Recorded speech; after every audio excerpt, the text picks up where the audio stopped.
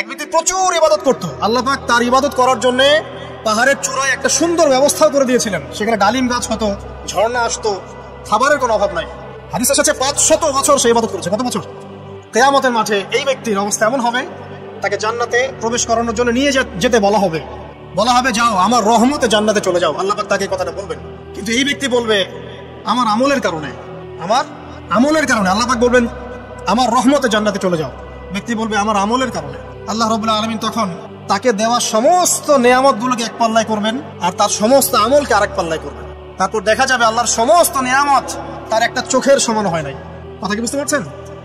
একটা চোখের যে নেয়ামত আল্লাহ পাকের, সমস্ত আমল ও 500 বছরের ইবাদত এতটুকু হয়নি। তারপর তাকে বলা হবে ওকে জাহান্নামে নিয়ে যাও। এবার জাহান্নামে যাওয়ার সময় সে বলবে আল্লাহ তোমার রহমতে আমাকে মাফ করে দাও।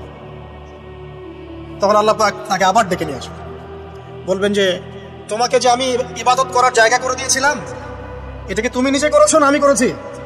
সে বলবে আপনি করেছেন। তোমাকে যে আমি সৃষ্টি করেছিলাম তখন কি তুমি কোন আমল করেছিলে?